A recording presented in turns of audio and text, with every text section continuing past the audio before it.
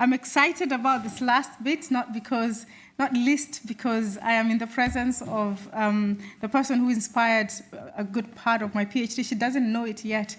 And I said this time at lunchtime, I am an Iruka fangirl. And she said, just you and my mother. I hope there's a lot more at the end of this talk that will join me in being a fangirl of Professor Iruka Okeke, who's a professor of pharmaceutical microbiology and a Calestous Juma Science Leadership Fellow at the University of Ibadan, Nigeria. She's a fellow of the Nigerian and the African Academy of Sciences, and her research focus is on microbiology, genetics, and genomic methods that are used to investigate mechanisms that bacteria use to colonize humans and to cause disease, and what is of interest to me, to gain drug resistance. So please join me in my, meeting my star kind of moment. As we welcome Professor Iruka to speak to us really on how we bring all of this into a proper scientific research, and how actually, from the viewpoint of a scientist, this research collaboration work comes together. So please join me in welcoming Iruka. Thank you. So good afternoon. Many thanks to Anne and Kevin and everybody at AFOX for inviting me. I've had such a stimulatory time so far, and I think for those who were unable to stay this long or who have fallen asleep, I think you've already taken enough from this meeting. It's been fabulous. So today, when Kevin approached me, he said, something to do with health, maybe antimicrobial resistance, because this is what I work on. And I want to talk about pathogen genomics, and this is why I have the longest title in the meeting. And I'm in Nigeria working on genomics at a time when it's really exciting to be doing this. A lot of things are coming together, even more than I, in my optimism, could have imagined.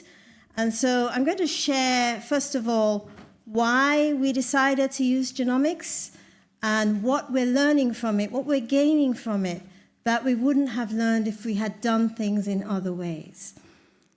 And, I was talking to somebody at this talk, and she said, oh, you should definitely mention which of the SDGs that this is doing something about. And she sent me the slide.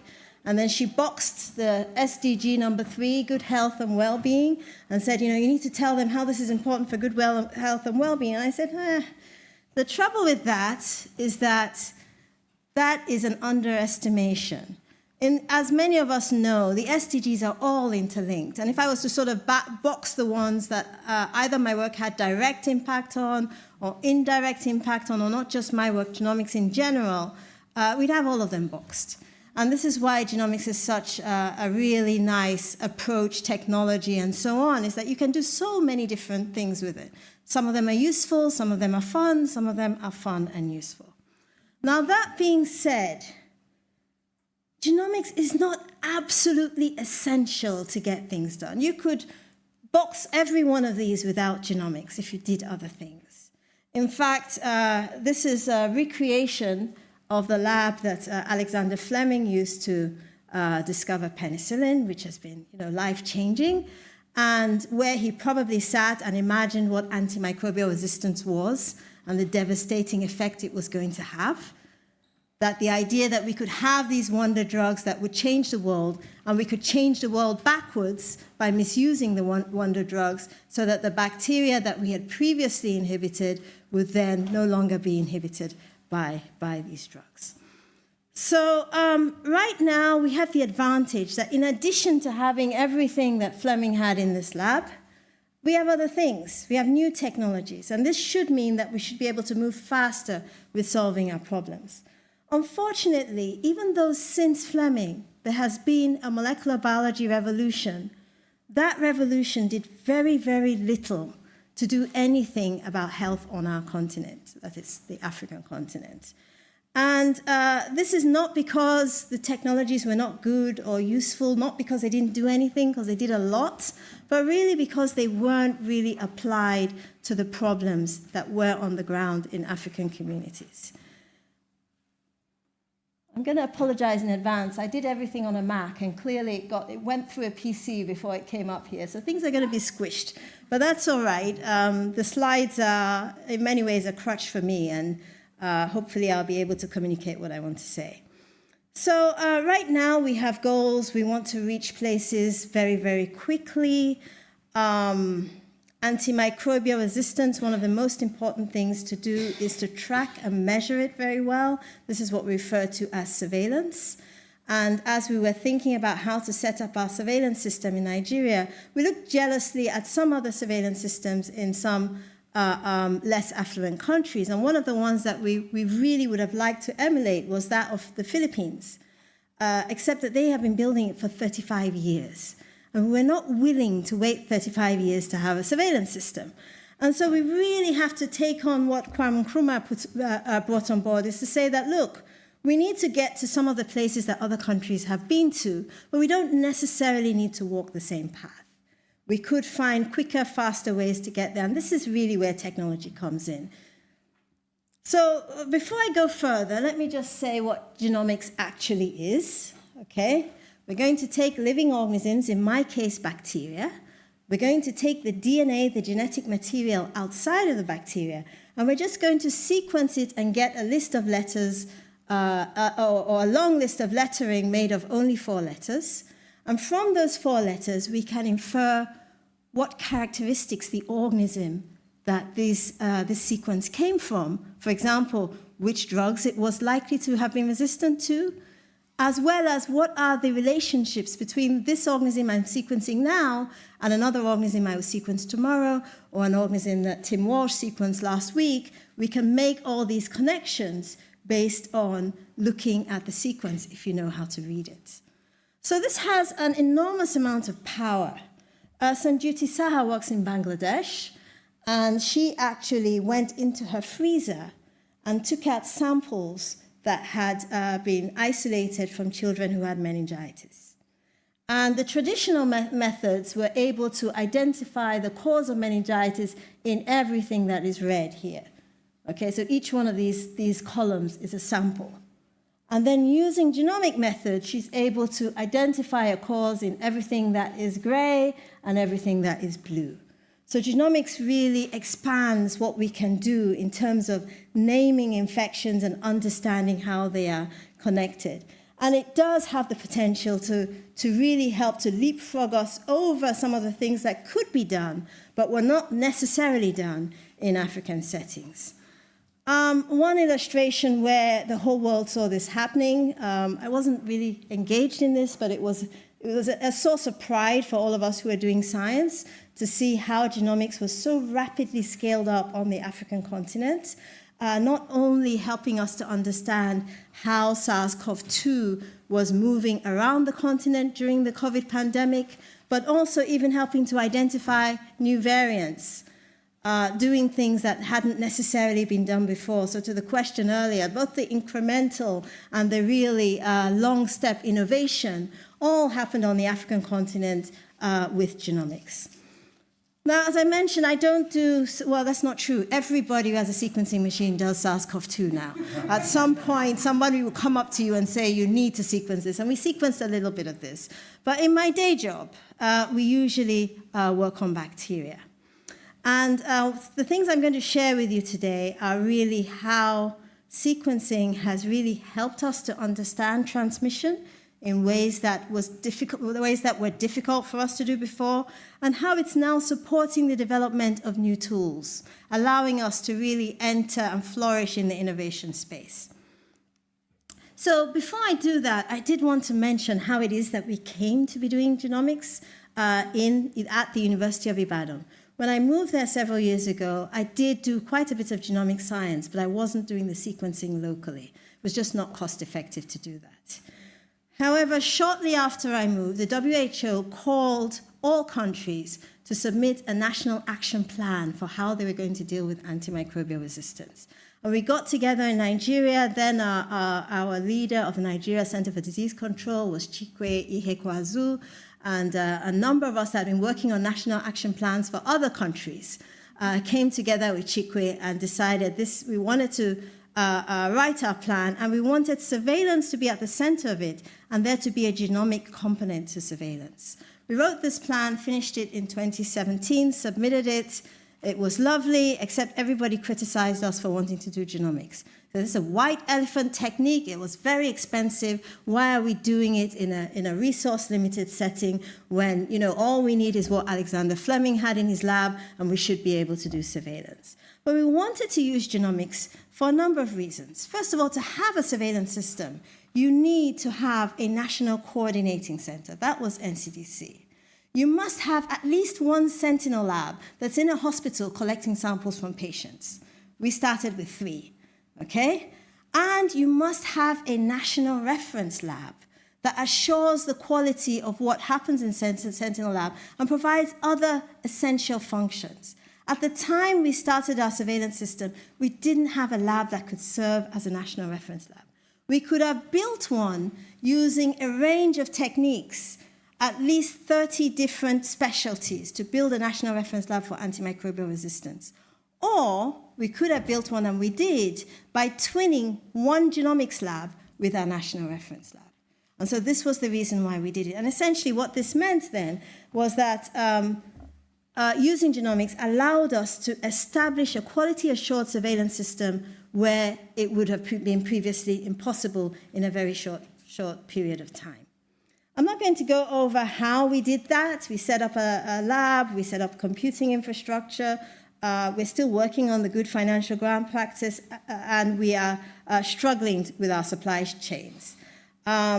All of this we have published with the consortium that we work with, Global Health Research Unit for Genomic Surveillance of Antimicrobial Resistance. We actually moved very recently from the Wellcome Trust Sanger Institute to the Oxford Big Data Institute. It's headed by David Anderson.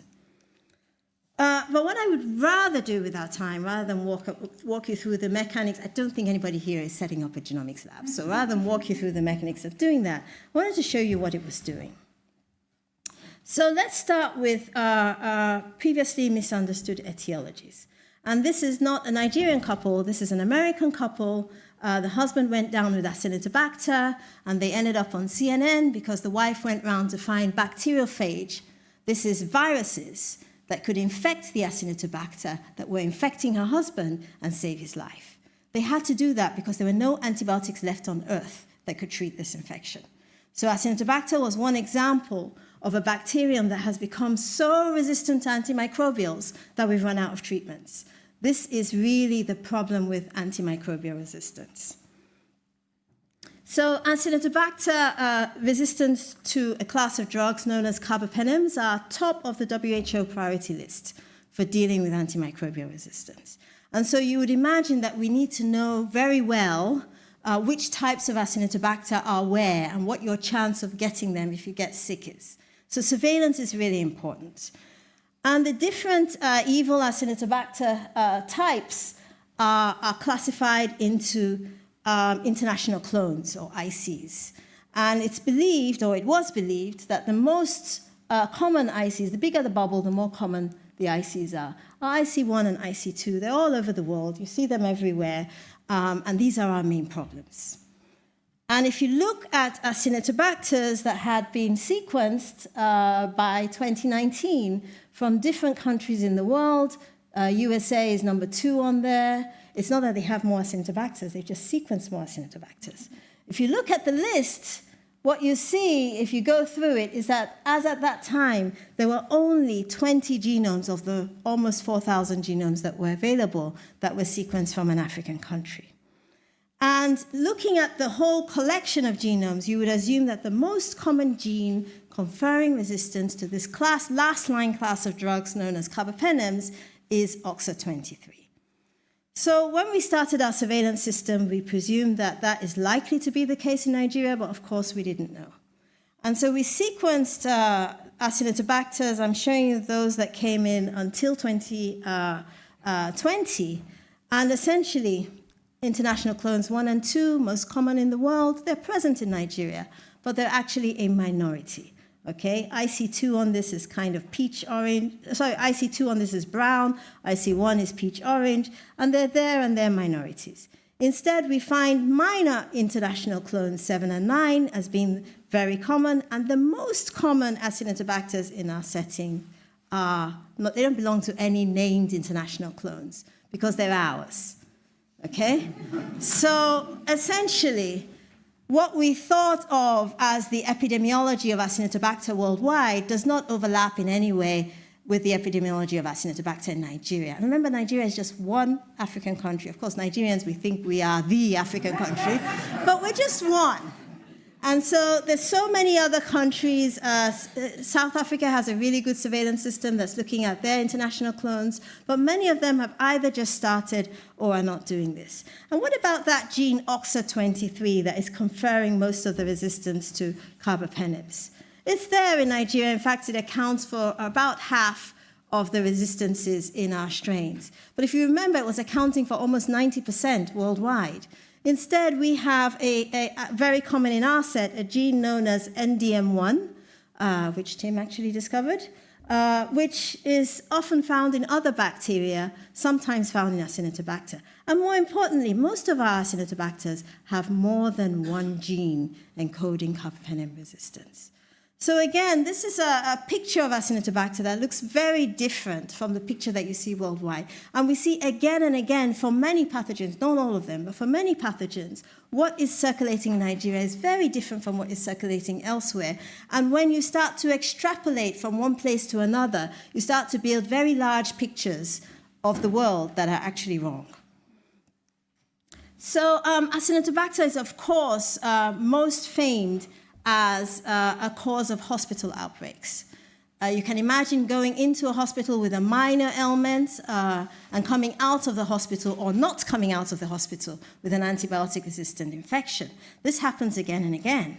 And it also happens in Nigeria, where a resident came to us not too long ago and said, I think we have an Acinetobacter outbreak in our intensive care unit.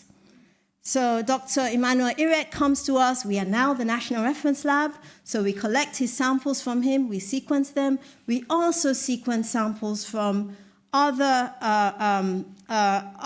wards in his hospital and other hospitals elsewhere in the southwest of Nigeria. And we find that he was actually right.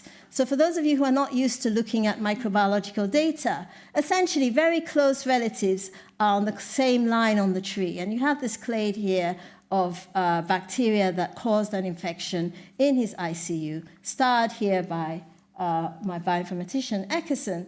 And yes, he found an outbreak. But it turns out that there was another outbreak which nobody suspected, which we only found because we sequenced the strains. And so again, sequencing routinely is going to help us uncover outbreaks that we would not otherwise see. Okay, I wanted to share with you very briefly how having genomic sequence, generating it routinely as a matter of course, is actually helping with tool development. One area that is actually very, very important for people trying to reduce infant mortality in African countries is neonatal sepsis. Baby gets born within the first month, they get an infection, and that infection could kill them. So what you want is to be sure when this baby presents that you're giving them the first time, because typically you only have one time, the right antibiotic. And neonatal sepsis is often caused by, not always, but often caused by bacteria known as Klebsiella. So you could step one step backwards and say, well, instead of treating neonatal sepsis really well, what I would like to do is to vaccinate pregnant women against Klebsiella so that their babies would never get it in the first place. Now, the vaccines that are in the front line, there's no vaccine right now, but the vaccines that are most likely to come forward first are vaccines that are based on the outer coating of the Klebsiella, so-called O and K antigens. And unfortunately, there's over 100 of these different antigens, and you can't really have 100 components in a vaccine. So what you would probably do, this was done for pneumococcal vaccines as well, is you would find out which coats are the most common, and then you would put those in the vaccine, and then the babies would be protected against the most common types of Klebsiella. And the most common type worldwide is a type known as O1. Okay, so there are different countries here. As you can notice, not that many in Africa, and I should just tell you that the numbers that were used to produce these pie charts were actually quite small in the African countries. O1 is very common, but after O1, you don't really know what comes next. But if you look in the African countries, you can see that what comes next varies from country to country. So we are going to need to have data from everywhere to make good vaccines or even tailor the vaccines for different locations.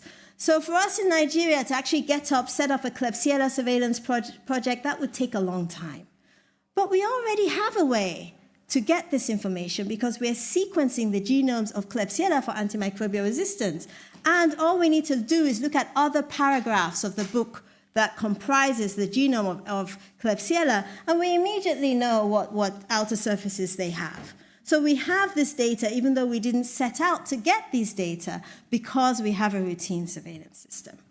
So essentially, now we have this data. Those who are elsewhere developing these vaccines can take the data, it's publicly available, and they can use it to tailor the vaccine so that we're sure that when they're ready, they will actually be useful in Nigeria.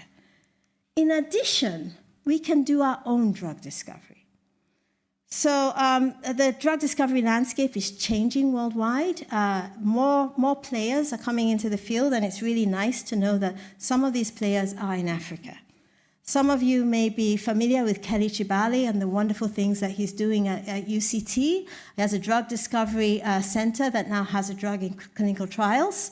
And a few of us were actually supported by Grand Challenges Africa, then at the AAS, now at Science for Africa, to start the process of discovering drugs for neglected bacterial pathogens.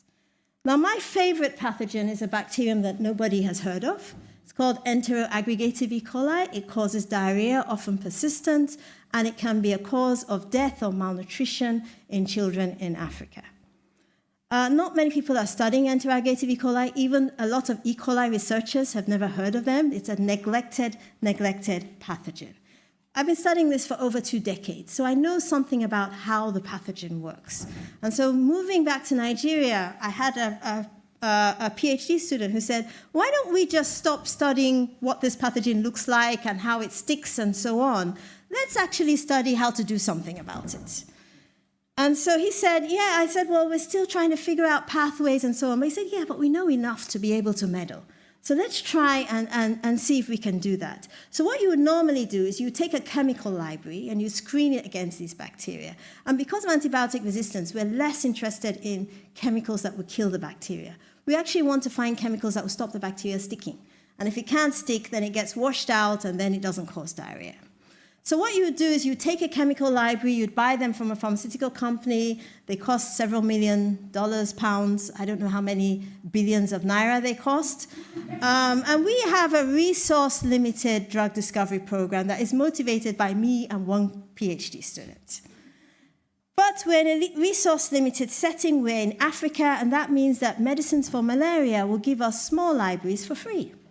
So they've given us 2 so far. One of them is called Pathogen Box. And so we screen Pathogen Box to ask, are there chemicals in Pathogen Box that will actually inhibit enteroaggregative E. coli from sticking? And it turns out that there are.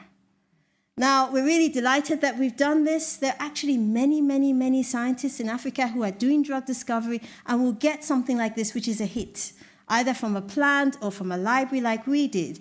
And then the challenge becomes turning that hit into a medicine. This is a 20-year journey. And the first step in the journey is figuring out the mechanism of action. How does that hit actually work? And so typically you have to do complex biochemical experiments to dissect the bacterium and find out how that compound is blocking what it is blocking. Okay? Now that we have genomes of these, we can just line up all the compounds, the 5 hits, and say, which strains do the 5 hits hit, and color all of those blue? Which genes do all of these strains have, and color them red? And then look for coincidences. Look for strains that are inhibited by a particular compound. And for one of these compounds, we're able to find 2 targets that are inhibited by this. We're able to do the following experiments, make a mutant in the bacteria and see if it fails to inhibit and so on. And then we found the targets for these small chemicals. Do we have a drug yet? No. But we have essentially managed to traverse this smaller, I have to admit, valley of death that African researchers often hit when they're trying to discover new medicines.